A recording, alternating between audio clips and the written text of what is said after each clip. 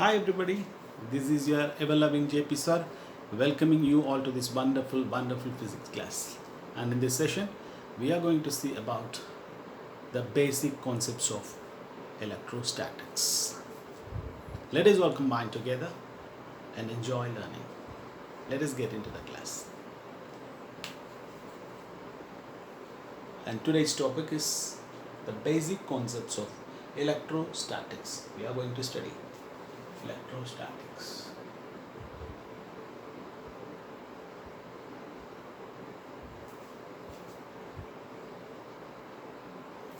So electrostatics is a study of physics which deals with the charges at rest. So electrostatics is nothing but the study of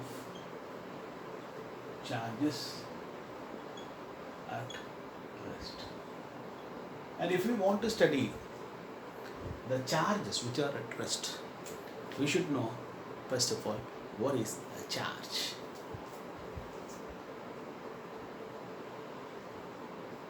A charge is nothing but the intrinsic property of the subatomic particles of matter. So we all know that in an atom, the subatomic particles such that of protons, electrons and neutrons are present inside. And electrons will have a negative charge, whereas the protons will have a positive charge. That means charges are nothing but the intrinsic property of the particles of matter, and these particles of matter give rise to an electric force on various objects. So we can define that a charge is nothing but the intrinsic property. It is the intrinsic property of the subatomic particles. It is nothing but the intrinsic property of the subatomic particles which give rise to an electric force, between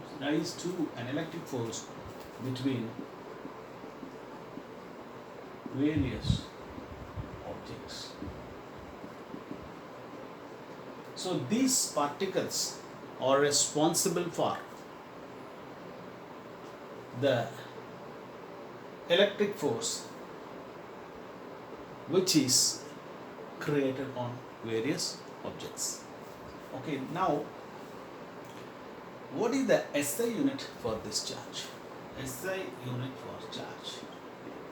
SI unit for charge is Coulomb. So Coulomb is the SI unit of charge. And what are the two types of charges? We all know that the two types of charges are the positive charge and the negative charge. Types of charges.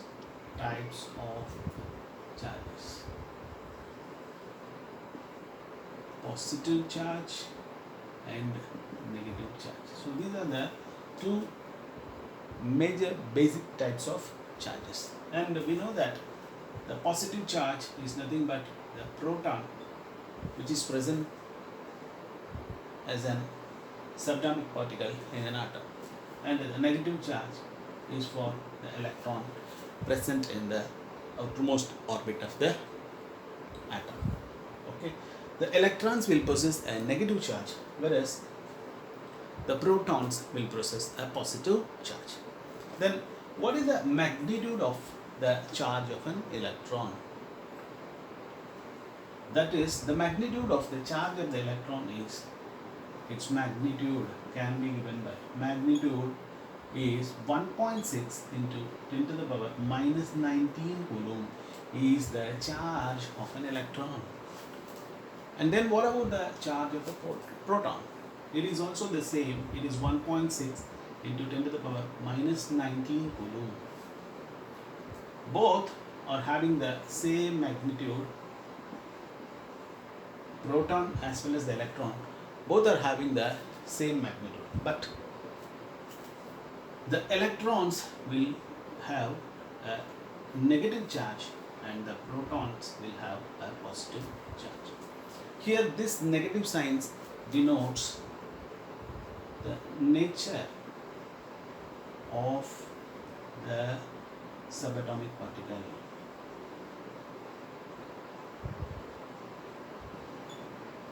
Here the nature of the electron is negative, but here the nature of the proton is positive nature. Its nature is positive, whereas the nature of the electron is negative. That's all. But both are having the same magnitude. So both the electron and the proton will have the same magnitude. So this is the elementary particle. The electron is the elementary particle that is present in an atom. And so when we talk about the charges, always like charges, for example, if we take a positive charge and a positive charge, they always will be repelling each other, they repel each other, whereas the negative charge and the negative charge will always repel. So like charges will always repel each other, and unlike charges, if we take the unlike charge, like that of positive and negative, so they will attract each other. There will be a force of attraction. So there will be a force of attraction. Here there will be a force of repulsion. They will repel each other. Here they will attract each other. Positive and negative will always attract, whereas positive will repel. At the same time, negative will also repel.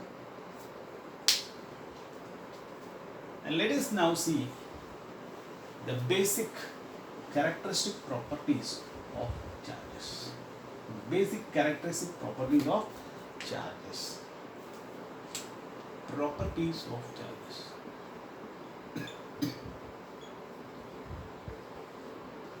The first point is charges are additive.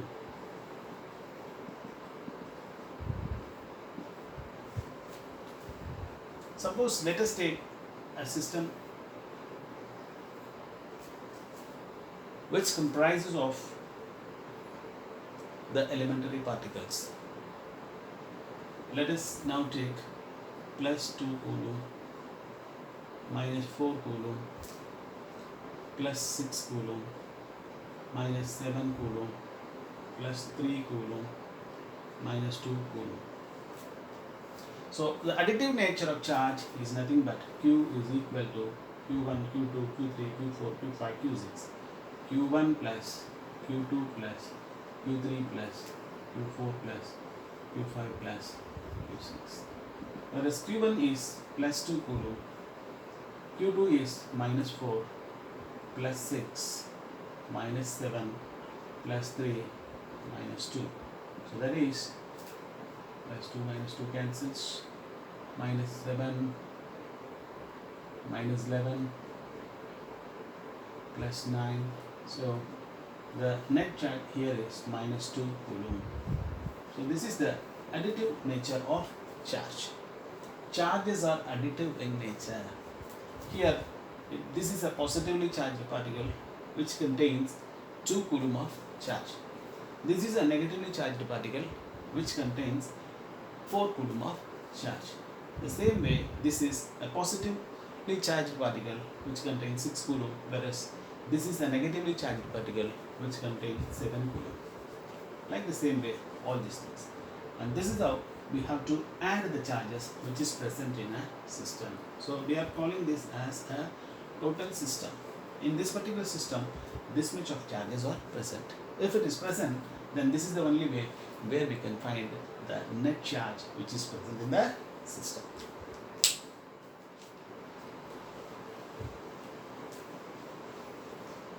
And let us now go to the second property of the charges, that is nothing but quantization of charge. So this is a very very important concept where we will be solving few numericals which will be frequently asked in the board exams. Okay, let us now take a system of charge. This is the system of charge, and the net charge which is present inside the system, Q, is nothing but Q is the net charge which is present in the system, that is equal to the integral multiple of the least charge which is present in the system. So here the least charge present in the system is nothing but the electron. Here this N represents the number of electrons, and this E represents the charge of an electron. Simply we can tell that the net charge in a system is the integral multiple. It is the integral multiple of the charge of an electron in the system. This is how we can take. So this is a very very important formula. Q is equal to Ne, which represent the quantization of charge.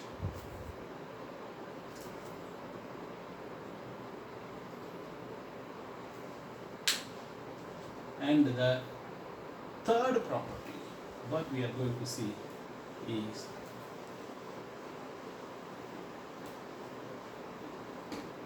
charges are conservative.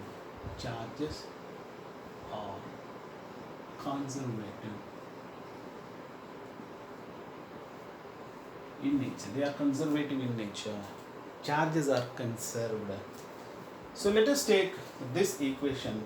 Charge of the conservative nature of charge during the nuclear fusion reaction. Let us take the nuclear fusion reaction.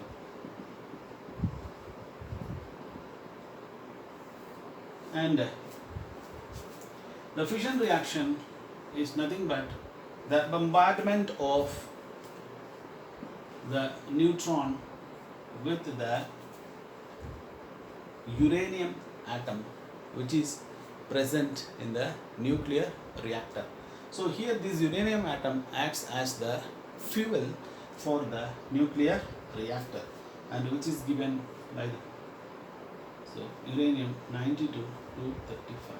So now a reaction takes place, whereas this splits up into barium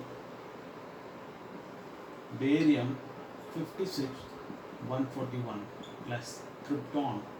So it is krypton 9236 plus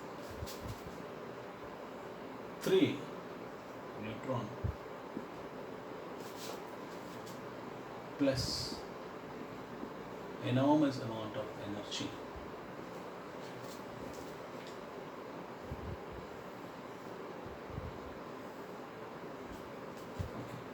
So here, if we consider this equation, the number of electrons present in this equation is 0 plus 92, which is 92. And here, if we take, it is 56 plus 36 plus 0, so which is 92. That is, the charges are conserved before and after the reaction. So before fusion reaction, the charge is 92 in the system. Number of electrons present in the system is 92, and after the fission reaction also the number of electrons that is present in the system is 92. So this is before bombardment,